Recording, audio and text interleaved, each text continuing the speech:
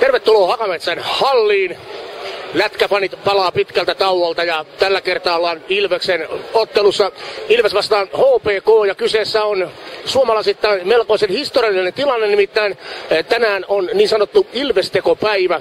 Se tarkoittaa siis sitä, että tähän otteluun on jaettu ilmaiseksi lippuja niin, että jokainen katsomapaikka on myyty loppuun. Ja tämähän tarkoittaa sitä, että Ilves, kun on puhuttu paljon taloudellisista ongelmista, ei kuitenkaan tässä kohtaa ilmeisesti kärsi tästä lainkaan, koska Ilveksen sponsorit ovat ostaneet joka ikisen lipun tuolta kuleksimasta pois. Tämä on tietysti hämeenlinnalaisille kiva homma. Nythän he pääsevät myöskin vieraspeliä katsomaan ilmaiseksi. Eikä tässäkään vielä kaikki. Hakametsässä on 7300 katsojapaikkaa ja jokaista katsojaa kohti Ilves lahjoittaa 1 euron Raipe-rahastoon, siis tähän rahastoon, jolla tuetaan vähävaraisten perheiden jääkiekkoharrastusta. Lisäksi tässä ohjelmassa on mukana tällainen hieno tempaus, että kun Ilves tekee ensimmäisen maalin, niin jäälle heitellään pehmoleluja. Ilves on kutsunut kaikki katsojat tuomaan mukanaan pehmoleluja. Meillähän on sellainen myös mukana. Tämä karvainen herra tässä on nimeltään Kalervo. Kalervo on tehnyt pitkän päivätyön jääkiekon parissa ja saa nyt pikkuhiljaa lähteä lepäämään niistä hommista. Kalervo on kiva kaveri ja on myös toisen Kalervon kaima ja nyt molemmat siis kohti eläkettä ja Kalervo lentää tänään kaukaloon. Ja vielä muutama sana tästä Ilvesteko-tapahtumasta. Tämähän ei suomalaisessa urheilussa ole suinkaan mitenkään merkittävä tai merkillinen tempaus. Nimittäin tässä on otettu mallia pesäpallosta ja nimenomaan Sotkamon Jymy tuossa aikoinaan lanseerasi samanlaisen tapahtuman. Ja nyt se on siirretty tänne jääkiekkomaailmaan, asetettu sellaisiin puitteisiin, että se voidaan myöskin tässä toteuttaa. Ottelu on siis Ilves HPK ja me lähdemme nyt kohti ensimmäistä erää ja toivotaan, että Kale löytää itselleen uuden ystävän ja perheen. Lätkäfänien perinteinen makkaratesti suoritetaan tällä kertaa Hakametsän jäähallin kakkoshallissa, mikä on myöskin KV:n kotipesä. Ja miksi me tehdään tämä nimenomaan kakkoshallissa on se, että jokainen itseään arvostava ja jääkiekkoa tunnustava kannattaja tietää sen, että jos peliin tullaan ja makkaraa syödään, se kannattaa nauttia ehdottomasti täällä kakkoshallissa, nimittäin täällä makkarat ovat ensinnäkin isompia, edullisempia ja huomattavasti parempia. Lähdetään tuonne kioskille vähän katsomaan, mikä siellä on tarjonta ja ostetaan makkaraa maistellaan.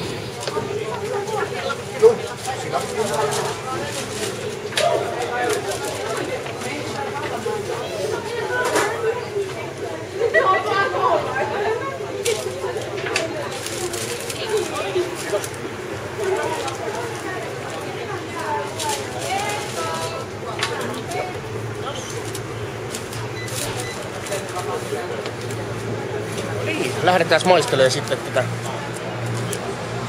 makkaraa. Ruokasuussa ei saa puhua.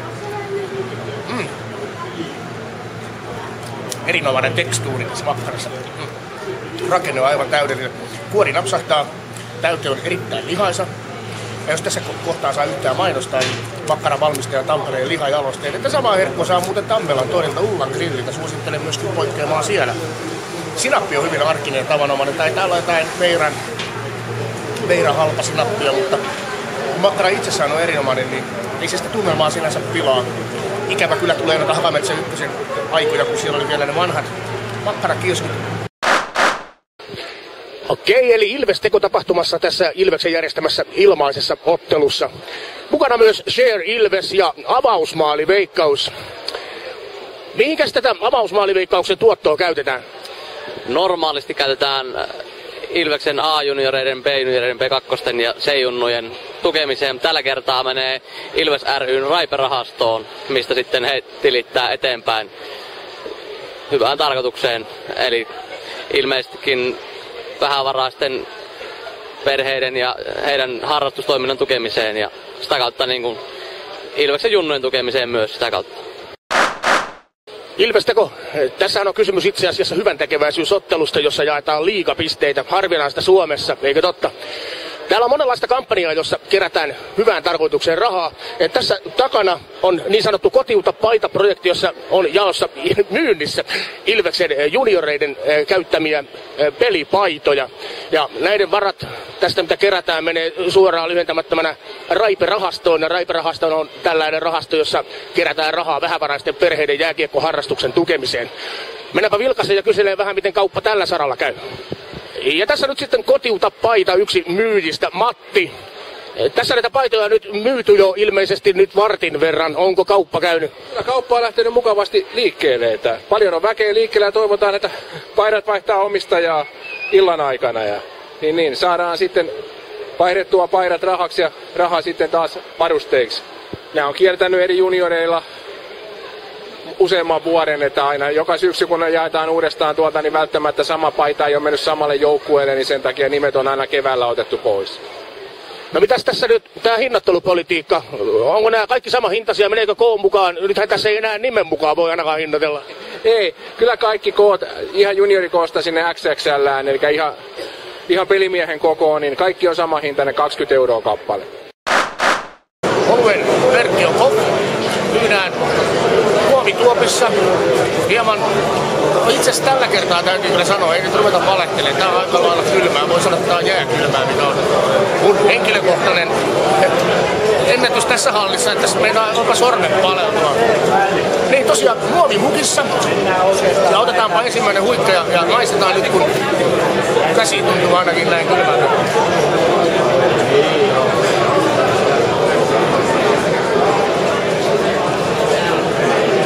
Vaahtohan siinä ei ole, mutta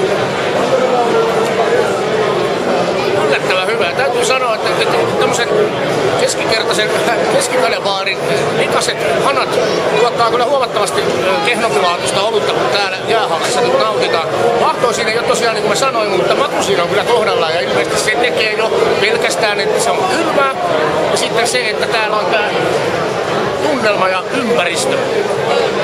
Hinta on 6 €, mikä on kieltämättä 0,4 litrasesta oluttuopista aika suolainen. No, sillähän me ei mitään mahdeta. Me juodaan sitä joka tapauksessa. Me ollaan suomalaisia. Kiitos. No niin, tässä ottelussa siis heitellään näitä pehmoleluja tuonne jäälle ja mulla on tässä nyt muutama lapsi mukana tässä, jotka ovat suostuneet luopumaan näistä omista rakkaista pehmoleluista. Mikäs sun nimi on? Roni. Sä oot päättänyt luopua tuossa sun pehmolelusta. Näytäpäs oikein kameralle, millaista sä oot heittämässä sinne jäälle. Se on pandakarhu. Onko sille joku nimi? Ei. Ei. Miten sä raaskit luopua tuosta?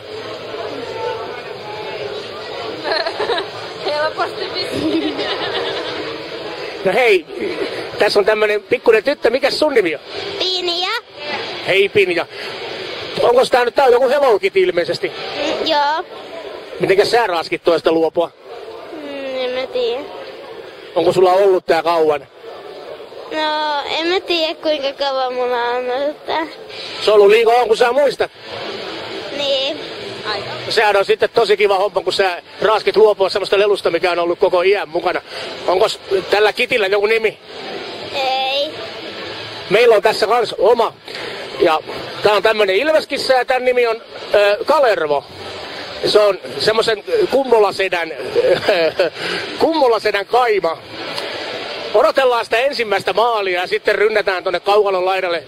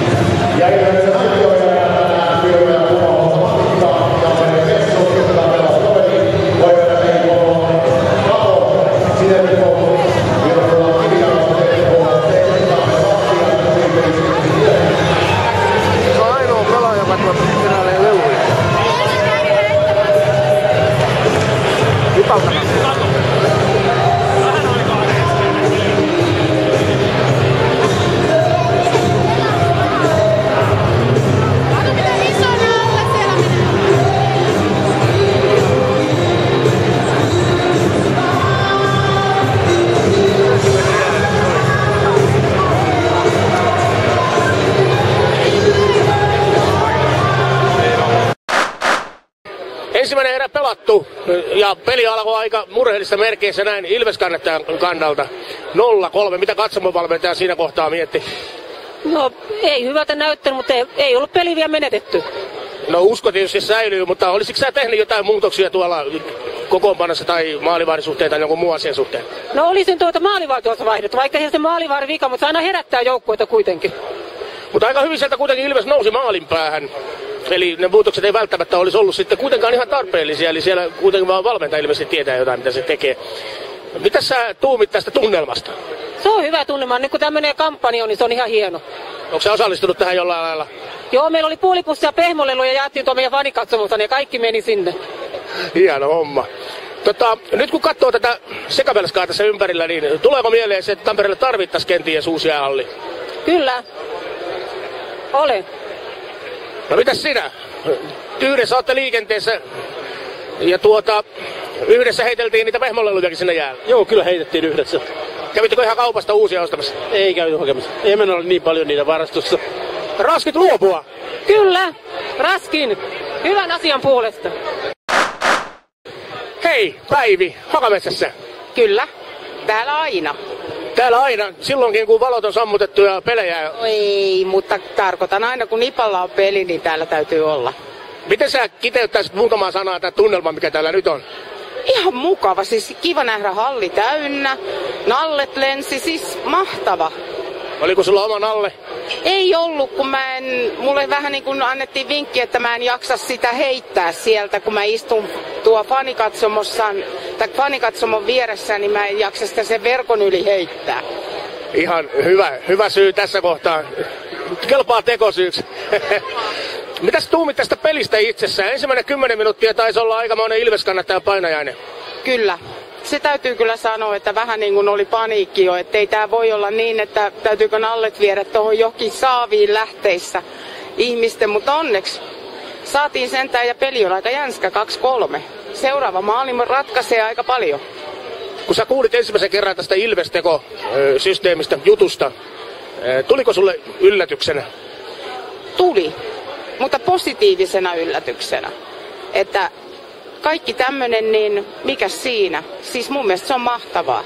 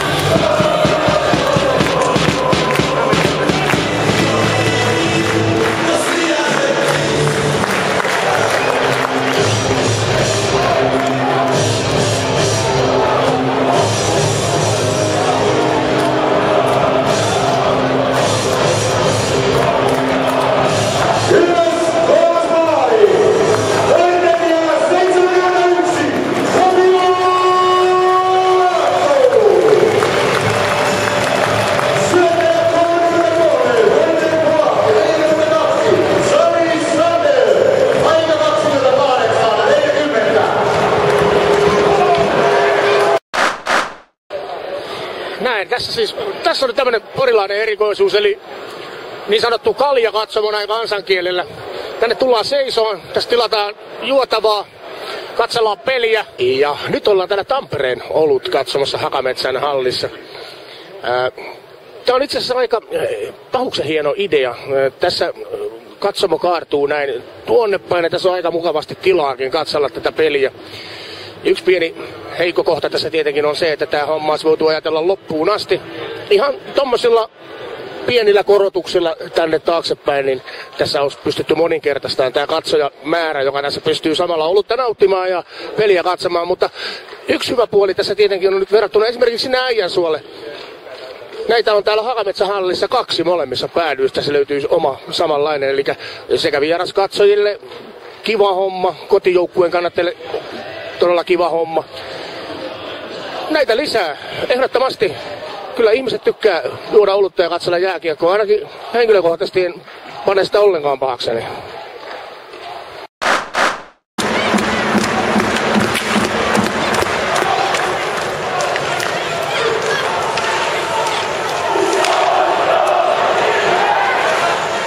Hei, tässä on Ella Hämeenlinnasta. Morjesta. No morjesta, emme kyllä Hämeenlinnasta ole. No mistä sä oot sitten? Tervakoskelta. No eikö Tervakoski ole melkein Hämeenlinna? On, mutta siinä on se ero, että Puuhamaa on Tervakoskella. Ahaa. Onko sä Puuhamaassa töissä? En. Mä oon hoitaja. Okei.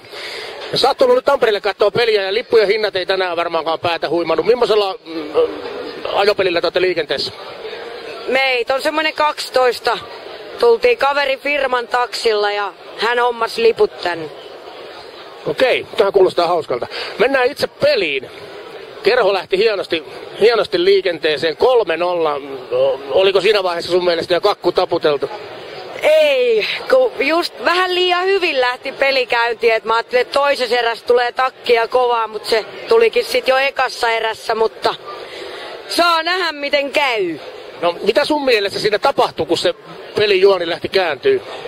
Kerho ehkä oli liian itsevarma, että no niin, nyt on jo 3-0, että sitten ehkä löysäsivät, niin pääsi Ilves sitten siihen. Mitäs? Mä itse henkilökohtaisesti mietin sitä, että Ilveksen maalinteon vaikeus siinä alussa oli nimenomaan se, että ne jännitti sitä, että pääseekö kukaan heittämään missään vaiheessa nalle ja jäälle. Olisiko tommosesta voinut olla kysymys? En mä oikein usko.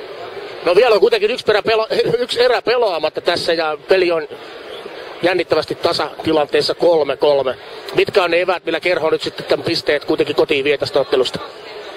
Se on se ainainen taistelutahto jätkillä. Ja sitten seuraavaksi Minna. Nyt mä en tee samaa mukaan kuin äsken. Onko sä Hämeenlinnasta? Joo. Joo.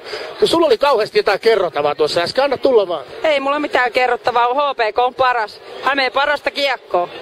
Mutta jos sarjataulukua katsellaan, niin eihän se nyt ihan täysin pidä paikkansa. Ne on tasapisteissä ja tasa niinku 3-3, ettei siinä mitään. Sä uskot vakaasti siihen, että Hämeenlinnaan lähdetään 3 pistettä taskussa? No mikä ettei. Kato paitaa. Minkä väriset alushousut sulla on? Mulla on mustat. Minkäs väriset sulla on? Ranssit.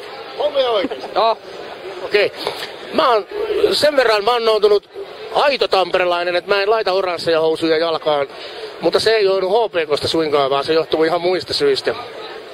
Sä et varmaan halua meille näyttää nyt kuitenkaan niitä alushousuja. En nyt ihan viitti tässä rupea näyttelee. No, se oli ihan kiva. Hei! Isäntä kattelkoon sitten yöllä. Mut hyvä HPK ja hyvä Ilves. Mä tykkään kuitenkin Ilves-faneistakin. Jee! Kiitos, mukavaa illan jatkaa. Kiitos samoin.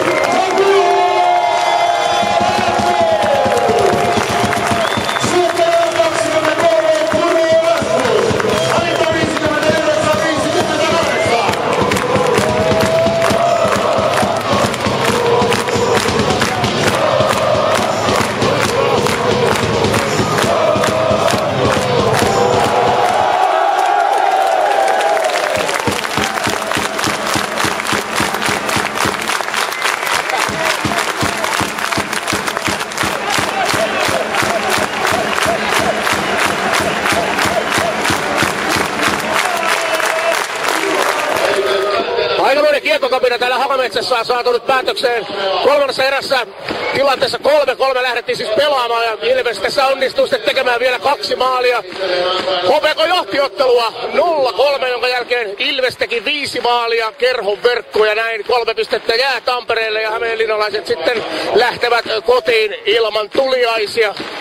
Tämä oli Ilves-teko. Tapahtuma, joka oli täysin ilmainen kaikille katsojille. Sponsorit tämän meille tarjosivat. Ja tarjosivat kyllä sellaisen kiekkoillan, ettei paremmasta väliä. Lätkäfanit kiittää tällä erää tästä. Toivottavasti pysytte kanavalla, nimittäin paljon lisää hyvää tavaraa on vielä tulossa. Kiitos, hei!